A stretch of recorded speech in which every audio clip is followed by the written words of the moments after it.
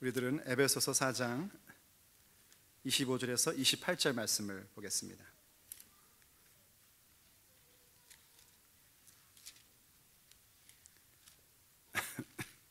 에베소서 4장 25절에서 28절까지의 말씀만 함께 보도록 하겠습니다. 에베소서 4장 25절에서 28절 말씀, 우리 같이 한 목소리로 25절부터 읽도록 하겠습니다. 제가 읽는 것은 개역 개정판입니다. 시작. 그런즉 거짓을 버리고 각각 그 이웃과 더불어 참된 것을 말하라. 이는 우리가 서로 지체가 됨이라. 분을 내어도 죄를 짓지 말며 해가 지도록 분을 품지 말고 마귀에게 틈을 주지 말라. 도둑질하는 자는 다시 도둑질하지 말고 돌이켜 가난한 자에게 구제할 수 있도록 자기 손으로 수고하여 선한 일을 하라. 아멘. 아주 오래전에 한 책에서 읽었던 일러스트레이션, 그 이야기가 기억이 났습니다. 남편이 늦은 저녁에 집에 돌아왔어요. 근데 조금 약간 얼굴이 상기된 표정으로 집에 돌아왔습니다. 아내가 여느 때와 마찬가지로 남편을 환영하면서 맞이했습니다. 여보, 왔어요? 남편이 얘기를 해요. 여보, 나 오늘 구원받았어. 아내가 그 얘기를 듣고 그저 아주 익숙한 표정과 또 익숙한 그런 대답을 합니다. 왜냐하면 아내도 교회를 출석하고 있는 사람이었기 때문에 그랬어요. 그랬어요? 잘 됐네요. 아, 정말 축하해요.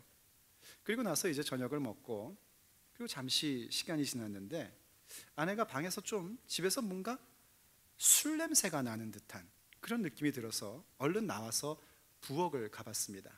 그랬더니 남편이 부엌에서 뭘 하고 있는 거 하니 자기가 그동안 그렇게 애지중지 아끼던 그 고급 와인과 위스키를 싱크에다가 콸콸콸콸 버리고 있는 거예요. 아내가 깜짝 놀랐습니다. 여보, 미쳤어? 지금 뭐 하는 거예요? 여보, 나 오늘 구원받았다니까? 알아요, 구원받았다고 했잖아요, 아까 얘기. 그런데 도대체 그게 얼마짜린데 지금 버리고 있는 거예요? 여보, 나 오늘 구원받았다니까? 상황이 그려지십니까? 저는 그 얘기를 글로 읽을 때에 굉장히 많은 생각을 하게끔 만들어줬습니다. 구원을 받았다는 것, 그리고 내 삶에서 뭔가 변화된 삶을 가져가야 한다는 것, 이것은 교회를 다니고 예수를 믿는 사람이라면 이론적으로 누구나 다 아는 일들입니다. 그런데 우리가 살면서 신앙생활하면서 우리의 모습을 살펴보면 마치 이 두 가지의 이야기가 첨예하게 대립하는 얘기인 것처럼 우리에게 나타날 때가 참 많습니다. 한쪽은 신앙이라는 것은 우리가 하나님 앞에 영적인 것, 정신적인 것을 경험하고 체험하는 사건이다 라고 생각하는 겁니다. 그래서 예수님을 구세주로 영접하고 세례를 받고 또 성령의 충만함을 경험하고 때때로 성령의 은사 가운데 들어가 보기도 하고 말씀을 듣는 가운데 뜨거움을 체험하며 변화의 결심을 갖기도 하고 찬양 가운데 감동과 감화를 받기도 하고 기도하면서 응답을 받으며 하나님과 교통하는 그런 체험과 사건이 신앙이다 입니다. 여러분, 지금까지 얘기한 것 중에 잘못된 것이 있습니까?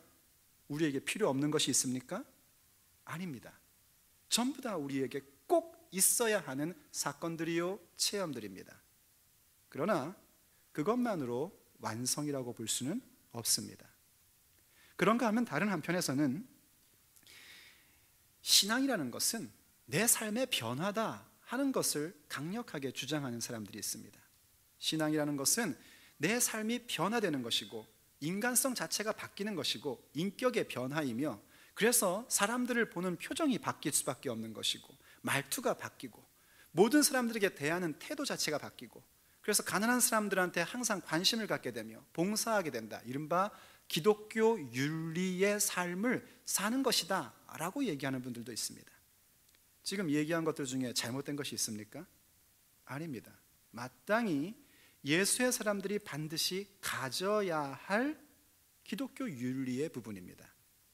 그러나 이것 역시 앞에서 얘기했던 그 놀라운 구원과 성령의 충만함의 경험이 없든지, 혹은 있다 할지라도 그것과 전혀 상관없이 무시하면서 기독교 윤리적인 삶을 산다면 그것은 타락한 도덕주의자가 됩니다. 그런 사람들의 경건한 활동과 좋은 얘기들, 도덕적인 삶이라는 것은 사뭇 자기 자신을 나타내든지 혹은 누군가를 정죄하는 도구로 사용되기 마련입니다. 우리는 어떻게 해야 되겠습니까? 당연히 이 두 가지를 다 잡아야 됩니다. 구원받았기 때문에 그 값비싼 와인과 위스키를 싱크에 버리는 이 남편의 모습, 두 가지를 다 잡는 모습이 우리 가운데 반드시 있어야 됩니다. 우리가 요즘 함께 묵상하며 고민하면서 얘기하는 표현으로 하자면 우리에게는 새롭게 되어라는 이 부분이 반드시 있어야 되고, 또 동시에 새롭게 되었은 즉 새롭게 된 삶을 사는 내용들이 있어야 됩니다. 달리 표현하자면 우리 가운데 있어야 될 여백의 공간의 부분은 반드시 여백으로 뜯어내며 만들어내야지 되고, 채워나가야 할 그 공간에 대해서는 반드시 채워나가는 그 두 가지의 모습을 결단코 놓쳐서는 안 된단 말입니다. 특별히 기독교 윤리적인 삶을 살아갈 때 우리가 꼭 조심하고 생각해야 될 것은 이 일들을 우리가 반드시 이뤄야 되고, 하나님께서는 이 기독교 윤리적인 삶에 대하여 포기해버리고 실패한 사람들을 결코 죄 없다 하지 아니하시는데, 자칫 이 자체가 목적이 되는 우리의 모습을 늘 깨어있는 마음으로 지켜야 됩니다.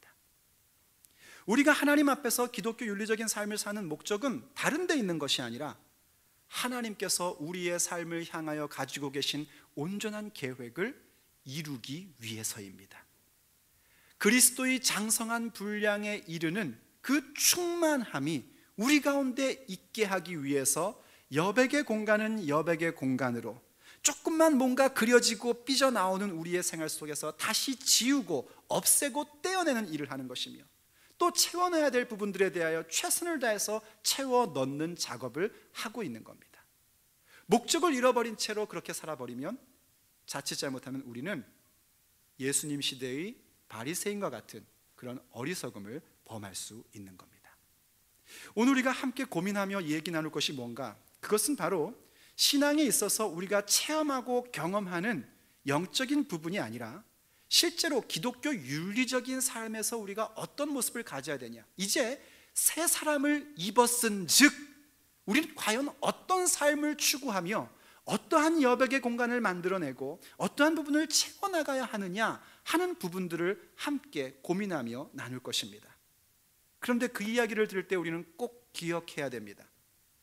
우리의 목적은 그 자체를 뜯어내고 채워나가는 자체의 목적이 있는 것이 아니라 주님께서 원하시는 완성된 그림을 그리는 데에 목적이 있다는 것입니다. 우리가 뜯어내고 채워넣는 일에 대하여 최선을 다하고 열심을 다하지만 목적 없이 그 자체에 매여버려 자칫 우리 자신을 위해서, 나를 드러내기 위해서, 내가 누군가보다는 더 경건하고 더 열심히 있는 삶이라는 것을 표현하기 위해서 한다면 우린 열심히 살았는데 나중에 하나님 앞에, 우리 주 예수님 앞에 내가 너를 누군지 도무지 알지 못한다는 그런 비극을 만나게 됩니다. 그럼에도 불구하고 우리는 꼭 알아야 합니다. 새 사람을 입었은즉 가져야 하는 우리의 삶의 태도와 변화는 과연 무엇인가? 오늘 본문이 제일 먼저 이러한 이야기로 시작을 합니다. 다시 한번 본문 25절을 같이 한번 읽어보겠습니다. 시작. 그런즉 거짓을 버리고 각각 그 이웃과 더불어 참된 것을 말하라. 이는 우리가 지체가 됨이라. 아멘. 제일 먼저 하는 것이 뭐냐면 거짓을 버리라는 겁니다. 거짓을 버리고 참된 것을 말하래요. 이웃과 더불어 참된 것을 말하라는데, 이 이웃은 그냥 단순한 이웃이 아니라 우리의 지체인 이웃을 얘기하는 겁니다. 바로 지금 여러분 곁에 앉아있는 분들입니다. 우리와 함께 믿음의 길을 가는 사람들입니다. 그런 사람들끼리 거짓을 버리고 참된 것을 말하는 것, 거짓을 떼어내고 참된 것을 이루어가는 삶을 사는 게 새 사람을 입은 우리들이 가져야 될 첫 번째의 모습입니다. 거짓이라는 게 무엇입니까, 여러분? 거짓이라는 것은 참 종류도 많습니다. 거짓이라는 것은요, 없는 것을 만들어내는 것도, 없는 것을 만들어서 말하는 것도 거짓입니다. 그런데 어떤 거짓은요, 어떤 이야기를 왜곡시켜서 전하는 것도 거짓입니다. 상대방이 얘기한 의중과 상관없이 내가 듣고 싶은 대로 듣고 전하는 것, 이것도 거짓이고요. 때로는 과장하는 것도 거짓입니다. 이런 건 거짓 아닙니다. 오늘 너무 이뻐 보인다. 사실은 별로 안 이쁜데 이뻐 보인다. 이런 걸 거짓이라고 얘기하는 게 아닙니다. 자기의 유익과 자기의 어떤 그 위치를 위해서, 나이가 원하는 어떤 욕망을 위해서 과장을 하는 겁니다. 혹은 또 삭제하는 것도 거짓입니다. 제가 이런 경험이 있었어요. 어떤 분이 그러더라고요. 목사님, 그 사람한테 그런 말 했어요? 뭐 A는 B다 이런 말 하셨어요? 예? 제가 생각해 보니까 그 말을 했어요. 그래서 제가 다시 묻습니다. 아니, 그 말만 하십니까 그분이? 뭐 그 말 왜 안 하던데요? 제가 나쁜 놈이군요. 이렇게 되더라고요. 이해하는 분이 한 5분밖에 없으신 것 같아요. 앞뒤를 탁 잘라놓고 제가 한 얘기를 전하니까, 와, 진짜 이 임영희 목사가 나쁜 동그라미 세모 XX들이니까요. 정말 그렇게 됩니다. 이런 것들이 거짓입니다. 또 요즘에 많은 거짓 가운데 하나는 뭐냐면은, 분명히 이것이 잘못된 것임을 보고 있음에도 불구하고, 분명히 이것이 하나님의 뜻과 거스르는 일임을 보고 있음에도 불구하고 그냥 침묵하고 있는 것도 하나의 거짓입니다. 우리는 침묵할 수 없습니다. 하나님께서 잘못됐다 얘기하고 하나님이 싫어한다는 것에 대해서는 우리도 잘못됐다 얘기하고 싫어한다고 말할 줄 알아야 됩니다. 거짓이란 것이 뭡니까? 없는데 있는 척하는 것도 거짓입니다. 믿음 없는데 믿음 있는 척하는 것, 능력 없는데 능력 있는 척하는 것, 그런 것도 일종의 거짓입니다. 우리는 이러한 거짓들을 다 버리는 자가 되어야 됩니다. 왜 그런가? 거짓이라는 것, 거짓말이라는 것은 얼마만큼 심각한 문제를 가지고 있냐면, 우리가 지금 신앙생활하는 최종적인 목적이라 할 수 있는 완성된 천국에 합당치 못한 사람으로 전락하기 때문입니다. 요한계시록 21장 27절이 이렇게 얘기합니다. 같이 한번 보겠습니다. 요한계시록 21장 27절, 무엇이든지 속된 것이나 가증한 일 또는 거짓말하는 자는 결코 그리로 들어가지 못하되, 여기 거기가 뭐냐면요, 요한계시록 21장에는 새하늘과 새 땅이 열리고 새 예루살렘이 하늘로부터 내려오는 그런 장면이 나옵니다. 이른바 완성된 천국의 모습을 우리에게 보여주는 거예요. 그런데 거기에 들어가지 못하는 사람들에 대해서 세 가지의 대표적인 걸 얘기하는데, 속된 것, 가증한 것, 그리고 거짓말하는 자라고 얘기합니다. 큰일 났죠. 이제 지난주에도 거짓말 했는데 엄마한테 큰일 났다. 천국에 합당치 못하대요. 오직 누구만 들어가는가? 어린 양의 생명책에 기록된 자들만 들어가리라 했습니다. 그 얘기는 무슨 얘기예요? 한 번 더 해석하면, 거짓을 나의 삶의 모토로 삼고 거짓을 밥 먹듯이 하면서 살아가는 사람들, 그러한 사람들은 어린 양의 생명책에 기록될 자격이 없다는 겁니다. 또요, 계시록 22장 19절, 15절 한번 또 보시겠습니다. 같이 한번 읽어볼까요? 개들과 점술가들과 음행하는 자들과 살인자들과 우상숭배자들과, 여기까지 잠깐만요. 여기까지는 어떻습니까? 이거 뭐 아주 몹쓸 사람들이죠, 그렇죠? 개들, 이게 진짜 개들을 얘기하는 게 아닐 거 아닙니까? 우리가 흔히 그 나쁜 말 할 때 쓰는 것처럼 그런 사람들 얘기하는 거 아니겠습니까? 또 점술가들, 얼마나 못됐어요. 음행하는 자들, 이 성적인 타락을 갖고 살면서도 뻔뻔스러운 이 사람들, 살인자들, 우상숭배자들, 여기까지는 자신 있어요. 그런데 거기서 안 끝나고 그 다음 또 읽어볼까요? 시작. 거짓말을 좋아하며 지어내는 자는 다 성 밖에 있으리라. 아멘. 임영희 목사 얘기가 아니라 주님의 말씀입니다. 저도 거짓말을 종종 하기 때문에 저는 그렇게 얘기하고 싶습니다. 여러분, 거짓말해도요 괜찮습니다, 이러고 말하고 싶습니다. 임영희 목사의 말은. 하지만 성경은 뭐라 그럽니까? 거짓말하는 자들은 성 밖에 있다라고 얘기합니다. 그만큼 거짓이란 것은 우리에게 심각한 부분입니다. 물론 알고 있습니다. 우린 가끔씩 거짓하고 싶은 유혹을 받을 때도 있고 때로는 할 때도 있습니다. 우리의 연약함 때문에 할 때도 있고요, 실수로 할 때도 있고요, 습관으로 할 때도 있고요, 지금 상황을 모면하고 싶어서 할 때도 있습니다. 그렇다고 해서 거짓을 우리가 허용해서는 안 되는 겁니다. 내가 지난주에 조금 거짓말 한번 해봤다고 해서 거짓말은 괜찮다라고 얘기해서는 안 된단 말입니다. 결단코 거짓이라는 것은 우리가 버려야 한다는 사실을 확실하게 인정하셔야 합니다. 거짓은 버려야 됩니다. 거짓말하면 나는 꼭 들통이나 이런 분들 있습니까? 속상하죠. 모처럼 그냥 잘 꾸며가지고 거짓말을 탁 했는데 꼭 걸려. 그래서 그런 분들이 있어요. 목사님, 저는요 거짓말만 하면 걸려요. 저는요 진짜 복되도다. 할렐루야. 복된 겁니다. 목사님, 저는 거짓말하면요 사람들이 다 속아요. 심각한 겁니다. 고민해야 됩니다. 어쩌는 말인가 내가 도대체. 거짓말하면 들통나기를 축복합니다. 아멘. 그게 하십시오. 거짓말할 때마다 들통이 팍 나가지고 망신당하시기를 축복합니다. 축복입니다. 그래야 그 다음부터 거짓은 소용없다. 나는 예수의 사람이기 때문에 거짓말해봐야 하나님이 다 들통나게 한다. 지금 당장 힘들더라도 진실만을 얘기하겠다. 이렇게 되는 겁니다. 그래서 거짓을 버리고요, 우리가 참된 것을 말해야 되는데, 사실 거짓 가운데 가장 큰 거짓이 우리 가운데 무엇이냐면 사람들의 마음 가운데, 특별히 믿음의 사람들 마음의 가운데 하나님이 없다라고 여기고 사는 겁니다. 아니, 하나님의 존재를 다 믿으니까 여기 앉아 있겠죠. 그러나 우리의 삶의 모든 자리 가운데 하나님이 계시다는 사실을 인정하지 않는 태도, 하나님은 능력이 없다고 생각하는 마음, 하나님은 우리의 인생 가운데 아무 관심이 없으시다 하는 말들, 주님은 다시 오지 않는다, 재림이란 것은 없다라고 생각하는 마음과 말들, 이러한 것이야말로 가장 큰 거짓입니다.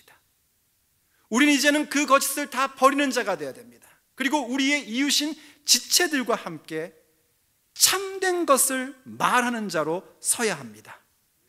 하나님은 살아 계십니다. 하나님은 이 자리에 함께 하십니다. 나의 삶의 자리 가운데 언제나 함께 하시고 우리의 인생을 보장하며 이끌어 주십니다. 내 눈에 보이지 않아도, 내 손에 만져지지 않아도, 내 느낌에 느낌이 오지 않아도 하나님은 우리의 인생을 반드시 하나님 보시기에 합당한 자로 만드십니다.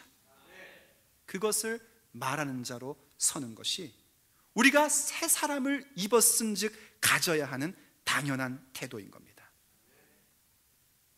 이렇게 우리가 진실된 것을 말하고 참된 것을 말하며 살다 보면 가끔씩 화가 날 때가 있습니다. 이렇게 속에서 부글부글 하는 게 끓어오를 때가 있어요. 언제냐면 내가 이렇게 참된 것을 말하고 있는데 거짓된 것을 얘기하는 사람들을 볼 때에 이게 막 그 이른바 열이라는 것이 나기 시작을 합니다. 성경적 표현을 하면 분이 나는 겁니다. 그것은 여러분들이 건강하다는 증거입니다. 그것은 여러분들이 하나님 말씀 앞에 하나님을 사랑하는 사람이라는 증거입니다. 단 주의해야 될 것은 분이 올라와도 죄를 범하는 대로 가면은 안 됩니다. 더더군다나 그 분을 가슴에 품어버리면, 이 가슴에 품는다는 건 뭐냐면 이런 겁니다. 두고 봐라, 으드드드득. 방금 이 소리는 이를 가는 소리였습니다. 하면서 마음속에 원한으로 꽉 잡고 있으면 그건 무엇이 되는 거 아니? 마귀에게 내 인생을 휘저어놓고 엉망으로 만들 수 있는 발판을 만들어주는 것입니다. 그래서 그 다음 본문이 이렇게 얘기를 합니다. 또 우리 한번 본문을 같이 보도록 하죠. 26절과 27절, 여러분 성경을 보셔야 됩니다. 이번에는요, 같이 한번 다시 읽어봅니다. 시작. 분을 내어도 죄를 짓지 말며 해가 지도록 분을 품지 말고 마귀에게 틈을 주지 말라. 아멘. 그 분을 제대로 다스리지 못해서 굉장히 힘든 일을 겪었던 성경의 인물이 있어요. 누구냐면은 인류 최초의 가족이었던 가인과 아벨입니다. 여러분, 가인과 아벨이 하나님 앞에 제사를 드렸는데 성경이 가인과 가인의 제사는 받지 않으시고 아벨과 아벨의 제사만 받았다고 얘기합니다. 가인은 자기가 농사 짓는 사람이었기 때문에 곡물로 하나님께 제사를 드렸고, 아벨은 목축을 하는 사람이었기 때문에 어린 양과 그 기름으로 드렸대요. 사람들은 자꾸 이것을 보면서 아벨이 짐승 피를 드렸기 때문에 하나님이 받으셨고 가인은 곡물을 드렸기 때문에 안 받았다라고 얘기하는데, 그것까지는 좀 너무 지나친 해석입니다. 그냥 이렇게 생각하시면 됩니다. 우리 캐나다에서 사니까 캐나다 달러로 하나님 앞에 헌금하는 거고, 한국에 사는 사람들은 뭘로 헌금할까요? 여러분 써본 지 오래돼서 기억이 안 나죠? 원이라는 거 있습니다. 원으로 하나님 앞에 헌금을 합니다. 둘 다 기쁘게 받으십니다. 창세기는 지금 뭘 얘기하고 있냐면, 그들이 어떤 내용물을 드렸냐 때문에 문제가 아니라 그들이 드릴 때 마음에 뭔가가 문제가 있었다는 겁니다. 그리고 그 마음 가운데 어떤 문제가 있느냐도 창세기 기사에서는 얘기하지 않습니다. 단지 얘기하고 싶은 건 뭐였냐면, 하나님께서 가인의 제사를 받지 않으셨을 때에 가인이 과연 어떤 반응을 보이며 어떤 자세를 가졌어야 했는가를 얘기하는 겁니다. 쉽게 얘기해서 우리가 하나님 앞에 예배를 드리고 기도를 드리지 않습니까? 그런데 여러분 그런 관심 가지십니까? 과연 하나님이 오늘 나의 예배를 받으셨을까? 어떻습니까 여러분? 아까 여러분 찬양하고 기도의 예전을 드렸는데 하나님께서 여러분의 찬양과 기도를 받으셨습니까? 이렇게 아멘이 나와서야 되겠습니까? 여러분이 기도한 것, 예배한 것을 하나님이 받으셨는가가 중요합니다. 근데 하나님이 만약에 안 받으셨다, 그럼 정말 심각한 거 아닙니까? 물론 가인이 거기에 대해 분을 낸 것은 잘못된 겁니다. 그렇지만 과연 하나님이 이것을 받았는지 안 받았는지 관심 없는 것보다는 낫습니다. 아예 뭐 내가 드렸으니까 받든지 말든지 뭐 하나님 마음이고 그건 난 할 거 했어, 이러고 나가면 곤란한 겁니다. 하나님이 안 받으셨다면 심각해야 돼요. 가인은 좀 못돼가지고 분이 났답니다. 그래서 그 분을 보시면서 하나님이 뭐라고 말씀하셨냐면, 창세기 말씀이 이렇게 기록을 하고 있습니다. 창세기 4장 5절로 7절 말씀. 가인과 그의 재물은 받지 않으셨습니다. 가인은 매우 화가 나서 안색이 변했습니다. 여호와께서 가인에게 물으셨습니다. 내가 왜 화를 내느냐? 왜 안색이 변하느냐? 내가 좋은 마음을 품고 있다면 어찌 얼굴을 들지 못하겠느냐?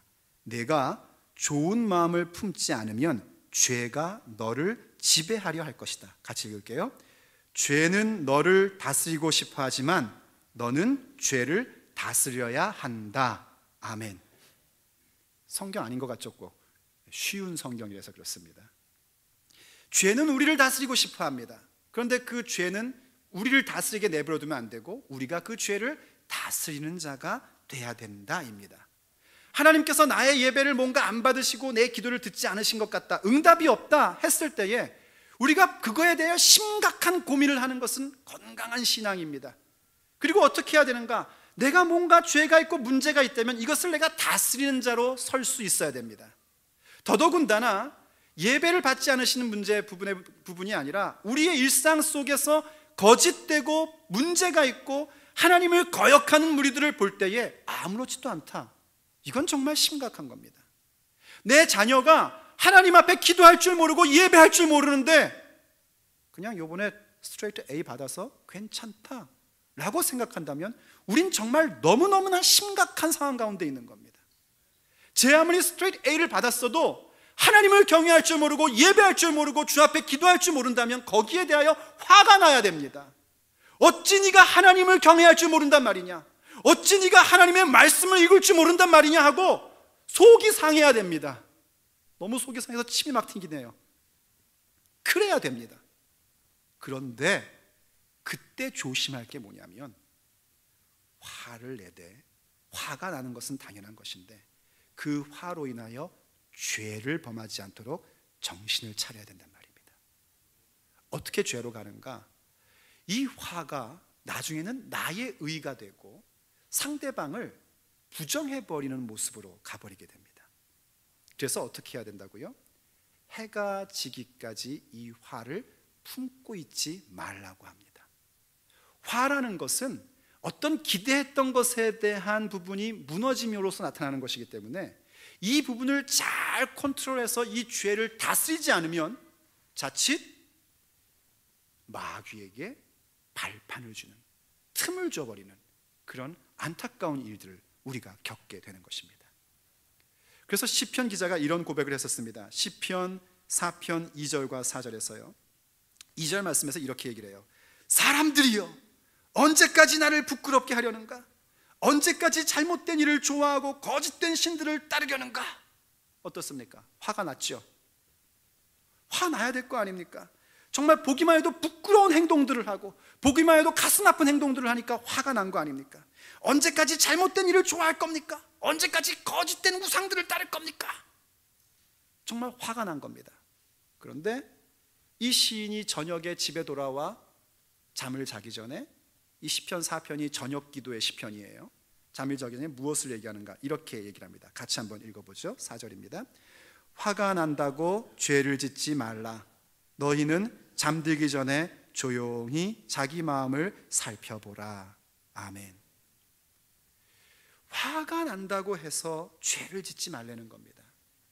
화나가지고 나의 의분으로 삼고 내 의로 삼고 상대방을 부정해버리는 그러한 죄를 범하지 말고 오히려 어떻게 하는가? 그 화나는 사건 속에서 나를 돌아보는 계기로, 자기를 성찰하는 계기로 삼으라는 겁니다. 어떻게 그 일이 가능할까요? 우리도 십자가 앞에 가면 그 못된 모습, 그 못난 모습, 나로 하여금 화나게 했던 그 모습이 다름 아닌 내 안에도 있는 모습임을 발견할 수 있게 되기 때문입니다. 누군가를 실컷 욕하다가 어떨 때 그런 경험 없으십니까? 누군가를 실컷 욕하는데 한참 욕하다 보니까 어서 많이 보던 일이에요. 거울을 보니까 내 모습이지 않습니까? 애를 실컷 야단치고 나서 혼자 침실에 딱 들어와 앉으니까 야단쳤던 그 내용의 얘기가 누구 얘기더라요? 어쩌면 그렇게는 가르쳐주지 않는데 내 어렸을 때하고 똑같은 모습을 할까? 참 속이 뒤집어지지 않습니까? 그리스도인 가운데서도, 믿음의 형제자매 가운데도 참 저 사람 나 화나게 만든다, 저 사람 참 저렇게 못되게 구네 하는 모습 속에 우리가 의분을 갖지만 다시금 해가 지기 전까지 예수의 십자가를 묵상하고 그리스도의 말씀을 묵상하면 그게 나의 모습인 것을 발견하게 됩니다. 그래서 어떻게 됩니까? 우리가 분은 가졌었지만 죄를 범하지 않고 도리어 주님의 십자가 앞에서 나를 내려놓고 주님의 말씀 앞에 나를 살피며 내가 더욱더 하나님 보시기에 합당한 새 사람 입어쓴 즉의 삶으로 한 걸음 더 나아가게 되는 것입니다. 그게 우리가 새 사람을 입었은 즉 가져야 할 우리의 삶의 태도입니다. 그리고 나서 무엇을 얘기하냐면, 지금까지 이제 무슨 얘기였냐면은 우리의 마음과 우리의 생활 태도에 대한 거였는데 좀 더 가까이 나아가서 우리 삶의 실제적인 부분에 이르기까지 어떤 모습을 가져야 되는지 가르쳐 줍니다. 28절 같이 한번 읽어볼게요. 본문 28절입니다. 시작. 도둑질하는 자는 다시 도둑질하지 말고 돌이켜 가난한 자에게 구제할 수 있도록 자기 손을 수고하여 선한 일을 하라. 아멘. 뭐 하지 말래요? 도둑질하지 말래요. 자신 있죠, 여러분? 저는 자신이 없습니다. 왜 그러냐면 제 과거가 있거든요. 제가 언젠가 어느 가게에서 라면 땅이라는 걸 훔쳤던 기억이 아직도 제 마음속에는 생생히 기억이 납니다. 국민학교 들어가기 전 한 6살 때 같은데 왜 이렇게 그렇게 훔쳐먹는 게 맛있던지, 엄마가 돈을 안 준 것도 원인이었지만 그 기억이 항상 나기 때문에 이 도둑질이라는 것만 나오면 가슴이 덜컥덜컥 이렇게 떨어집니다. 그런데 이 도둑질이라는 이 단어가 전문적인 도둑질을 얘기하는 것이 아닙니다. 여기에 도둑질이라는 것은 사실은 어떤 내용이냐면 어떤 부분에 대하여 착복하는 행위를 얘기하는 겁니다. 착복하는 것. 누군가의 것을 내가 원해서 빼앗는 겁니다. 가령 사업하는 사람이 사업주가 직원의 월급을 주지 않고, 줄 수 있는데도 주지 않고 착복하는 것, 혹은 직원이 마땅히 그 시간에 내가 일을 함으로써 돈을 받는 것인데 그 일을 안 하고 다른 행동을 하고 자기 볼일을 본다든지, 이런 것들이 일종의 착복입니다. 내 유익을 위해서, 내 자신을 위해서 누군가의 것들을, 물질적인 것들을 빼앗는 것, 그걸 지금 도둑질이라고 얘기하고 있는 겁니다. 사람들이 왜 도둑질을 합니까? 내가 지금 돈을 버는 이유, 내가 지금 일을 하는 이유가 그저 나의 생계를 위한 것이고 내 꿈을 이루기 위한 것이라고 착각하기 때문에 그렇게 착복해도 아무렇지 않은 듯이 착복을 하는 겁니다. 물론 성경의 도둑질은 여러 가지의 것들을 얘기합니다. 때로는 하나님의 말씀을 도둑질하는 선지자도 있었습니다. 예레미야 23장에 보면은요, 때로는 하나님의 것을 훔쳤던 아간과 같은 사람도 있었고요, 때로는 압살롬처럼, 다윗의 아들인 압살롬처럼 사람들의 마음을 훔친 자도 있었습니다. 근데 오늘 본문이 얘기하는 것은 재정에 대한 겁니다. 돈에 대한 부분들에 대해서 내가 내 욕심, 내 꿈을 위하여 정당치 않은 것을 가지려 하는 것은 그게 곧 도둑질이라고 얘기하는 겁니다. 우리가 하나님 앞에 새 사람을 입은 사람이라면 우린 거기서 이제 벗어나야 됩니다. 그것을 버리는 자가 돼야 됩니다. 그리고 어떻게 해야 됩니까? 오히려 가난한 자들을 돕기 위해서 내 손으로 수고하는 자가 되는 겁니다. 무슨 말인고 하니, 이제부터 내가 일하고 노동하는 것은 의미가 달라지는 거예요. 저는 내가 부자 되는 거였는데 이제는 그 일이 아니라 선한 일을 위하여 돈을 버는 겁니다. 이것도 역시 아멘이 안 나올 줄은 예상을 했지만 이 정도일 줄은 몰랐습니다. 저는 여러분들이 하나님께서 달란트와 은사를 주셔서 돈을 많이 벌기를 원합니다. 축복합니다. 특별히 우리 자녀 세대들, 여러분들은 돈을 많이 버는 은사가 있기를 축복합니다. 왜 아멘 안 하냐? 아멘 해라. 그리고 그 돈을 하나님 기뻐하시는 데 쓸 수 있는 은사도 있기를 축복합니다. 잘 쓰고만 싶어가지고 벌어야 쓰지요. 벌어야 쓰지요. 여러분 전부 다 돈을 버는데 달란트가 있고 은사가 있기를 축복합니다. 저는 거기에 달란트가 없습니다. 저는 거기에 달란트가 없어요. 딴 데는 달란트가 참 많은데 이 돈 버는 거에는 달란트가 없습니다. 참 감사하죠. 여러분들한테 주시려고 저한테는 안 주신 것 같습니다. 자, 그런데 이제 우리가 그렇게 돈 버는 거에 대한 목적이 좀 바뀌어야 된단 말입니다. 그저 내가 편안하고 내가 윤택하고 내가 잘 먹고 내가 좋은 옷 입고 내가 좋은 차 타기 위해서 돈을 잘 버는 은사가 있는 것이 아니라, 나는 어차피 100년 정도 살다가 갈 건데 내가 이 땅 가운데 후세에게 무엇을 남길 것인가, 정말 그들이 내가 벌어놓은 돈을 가지고 하나님을 기뻐하시는 일에 쓸 수 있도록 선한 일을 남기는 자로서 그 모든 돈 버는 달란트와 은사가 있어야 된단 말입니다. 그리고 그러한 믿음을 가지고 나아갈 때 하나님은 그러한 사람들에게 그 은사를 부어주시고 일하게끔 만들어 주십니다. 그게 우리가 할 일입니다. 가난한 자들에게 뭔가를 나누어 주고 가난한 자들에게 우리의 재산을 분배해 주는 것은 성경에서 아주 강조하는 일들입니다.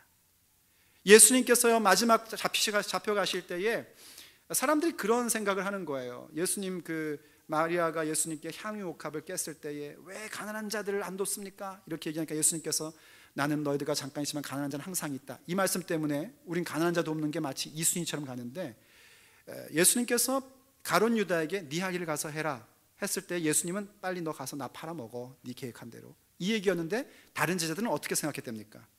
여느 때처럼 가난한 자들에게 뭔가 물질을 나눠주라고 명령하는 것으로 생각했을 정도로 예수님은 가난한 자들에게 물질을 나눠주는 것에 대하여 일상적이었습니다. 초대 교회가 점점 부흥하면서 야고보와 베드로와 그리고 요한 같은 경우는 유대인 크리스찬들에게 집중하는 사역으로 가게 되었고, 바울과 바나바는 이방인 크리스찬들에게 복음을 전하는 것으로 집중하게끔 그렇게 사역을 나눈 일이 있었습니다. 그때에 야고보가 이 바울과 바나바에게 무엇을 간곡히 부탁했냐면 가난한 자들을 잊지 말아 달라고 그렇게 부탁을 했습니다. 그래서 갈라디아서 2장 20절에 이렇게 얘기합니다. 다만 우리에게 가난한 자들을 기억하도록 부탁하였으니 이것은 나도 본래부터 힘써 행하여 왔노라. 복음이 들어오고 새 사람을 입으면 가난한 사람들에게 물질을 도와주는 현상은 자연스러운 현상으로 나타나는 것입니다. 왜 그런가? 잠언이 얘기하기를 가난한 자들을 돕는 것은 하나님께 구워주는 것과 같다고 그렇게 얘기를 했습니다. 그만큼 하나님께서 기뻐하신다는 일입니다. 그리고 동시에 그렇게 가난한 자들을 돕고 하는 것은 다름 아닌 하늘에 쌓아두는 상급이기 때문입니다. 마치 마태복음 6장 19절과 20절이 얘기하고 있는 것처럼 너희를 위하여 보물을 땅에 쌓아두지 말라. 거기는 좀과 동록이 해하며 도둑이 구멍을 뚫고 도둑질하느니라. 오직 너희를 위하여 보물을 하늘에 쌓아두라. 거기는 좀과 동록이 해하지 못하며 도둑이 구멍을 뚫지도 못하고 도둑질도 못하느니라 하고 말씀해주고 있습니다. 그래서 우리의 재정에 대한 부분이 더 이상 도둑질하는 자가 아니라 하늘에 재물을 쌓아두는 자, 하늘의 상급을 쌓아두는 자로서 우리가 새 사람을 입은 모습으로 세워져야 되는 것입니다. 자, 여러분 한번 보십시오. 어렵습니까? 뭔가 새로운 진리입니까? 와, 역시 교회에 오니까 이런 말씀을 듣는구나 하는 내용입니까? 아니요, 그렇지 않습니다. 우리의 믿음에 대한 부분은요, 믿을 수 없는 사실을 믿는 부분도 있습니다. 하나님이 우리를 자녀로 삼으셨다? 예수님이 나의 죄를 사하시려고 십자가에서 죽으셨다? 이건 도대체 이해가 안 되고 믿을 수 없는 사실입니다. 하나님께서 우리에게 믿게끔 해 주셔야 믿을 수 있는 놀라운 일입니다. 그런데 신앙이라는 것은 그런 믿음만 있는 것이 아니라 너무나 당연한 것을 믿어야 하는 믿음도 있습니다. 거짓말하지 말고 참된 것을 말하는 인생, 분을 품을 수 있지만 그 분이 죄로 가지 않고 오히려 날마다 예수 그리스도의 십자가를 묵상하며 말씀을 묵상하며 나를 돌아보는 것으로 사용하는 모습, 더 이상 도둑질하는 인생이 아니라 내 손으로 수고하고 최선을 다해서 가난한 사람들을 돕고 선한 일을 많이 하는 것, 이렇게 너무나 당연한 것들도 우리에게 믿음으로 요구되고 있단 말입니다. 그런데 왜 못할까요? 믿지 않기 때문입니다. 하나님께서 우리의 인생 가운데 이런 모습을 가져갈 때에, 새 사람을 입는 모습을 가져갈 때에 과연 우리에게 천국을 허락하시며 하나님의 놀라운 권세를 허락하신다는 사실을 믿지 않으니까 우린 자꾸 새 사람을 입는 모습에 대하여, 새 사람을 입었은 즉 가져야 될 모습에 대해서 양보하고 싶고 포기하고 싶고 그저 내려놓고 싶은 겁니다. 그러나 성경이 뭐라고 말하는 줄 아십니까? 우린 전부 다 하나님 앞에 예복, 구원받은 것을 받은 사람들입니다. 구원받은 상징인 예복을 받은 사람들입니다. 그런데 이 예복을 어떻게 해야 되는가? 우리는 날마다 빨래하는 자가 돼야 된다고 성경은 우리에게 가르쳐주고 있습니다. 요한계시록 22장 14절로 16절이 이렇게 얘기합니다. 한번 보십시오, 여러분. 보라, 내가 속히 오리니, 우리 주님께서 속히 오실 겁니다. 내가 줄 상이 내게 있어 각 사람에게 그가 행한 대로 갚아주리라. 그가 행한 대로 갚아주리라. 나는 알파와 오메가요, 처음과 마지막이요, 시작과 마침이라. 자, 지금 누가 말씀하시는 건지 여러분 짐작이 가시죠? 우리 주님께서 지금 말씀하고 계시는 겁니다. 뭐라고 말씀하시는지 같이 읽어볼까요? 시작. 자기 두루마기를 빠는 자들은 복이 있나니 이는 그들이 생명나무에 나아가며 문들을 통하여 성에 들어갈 권세를 받으려 함이로다. 아멘. 두루마기를 빠는 것, 그것이 바로 새 사람을 입었은 즉 가져야 할 기독교 윤리를 지켜가는 삶입니다. 왜 빨까요? 여백의 공간으로 두어야 할 그 거짓과 화를 품고 원한을 품고 도둑질하는 것 가운데 자꾸 그림을 그려내는 우리의 모습 때문에 우리는 오늘도 또 빠는 겁니다. 빨 때는 먹보다도 더 검은이라는 찬양을 부르며 빨면 참 잘 빨아져요. 먹보다도 더 검은 이러면서 빨래하면은요, 날마다 빠는 겁니다. 예수의 보혈로 또 빨래하고 또 빨래하는 겁니다. 그래서 내게 허락하신 이 두루마기, 하나님의 자녀된 새롭게 된 권세를 깨끗하게 만들며 나아가는 것입니다. 그럴 때 주께서 우리에게 무엇을 허락하신다고 합니까? 생명나무 가운데 나아가게 하신답니다. 우리의 생명이 참다운 생명으로 세워지는 겁니다. 하나님의 성 가운데 들어갈 수 있는 그런 권세가, 그러한 권위가 우리 가운데 온전함으로 나타나게 되는 것입니다. 사랑하는 여러분, 구원받은 여러분, 하나님의 자녀된 여러분, 이제는 우리가 우리에게 허락되어진 두루마기를 빨아야 할 때입니다. 주의 보혈로 말씀으로 빨고 또 빠십시오. 그리고 깨끗게 하십시오. 새롭게 된 우리의 인생, 새 사람을 입은 우리의 인생으로 하여금 더욱더 온전하고 거룩하고 아름답게 만들어 가십시오. 마침내 주께서 우리를 향하여 가지고 계셨던 그 놀라운 계획이 우리의 인생 가운데에, 우리의 영혼 가운데에 주님의 거룩한 말씀의 성취로 나타나게 될 것입니다. 함께 기도하겠습니다. 사랑하는 아버지 하나님, 우리를 구원하실 뿐만이 아니라 우리 가운데 새로운 삶을 허락하여 주셔서 감사드립니다. 그렇습니다, 주님. 이제 우리는 옛사람을 벗어버렸고 새 사람을 입은 사람들이 되었습니다. 새롭게 되었습니다. 아오니 주님, 이제 새롭게 되었으니, 새 사람을 입었으니 주님께서 기뻐하시는 삶의 모습을 일구어 가게 하여 주시옵소서. 늘 부족하고 연약한 저희들, 날마다 빨래할 수밖에 없는 우리들, 빨래할 때마다 주께서 우리를 붙잡아 주시어 하나님께서 기뻐하시는 깨끗한 두루마기를 입고 주님 앞에 서는 자 되게 해 주시옵소서. 우리가 그날을 바라보며 가게 하여 주옵소서. 하나님 나라의 그 문들을 통과해 나아갈 때에 주님의 존전 앞에 나아가는 그 권세가 우리에게 허락하신 두루마기를 빠는 자들에게 있다는 사실을 오늘도 기억하며 나아가게 하여 주시옵소서. 우리 주 예수 그리스도의 이름으로 기도 올립니다.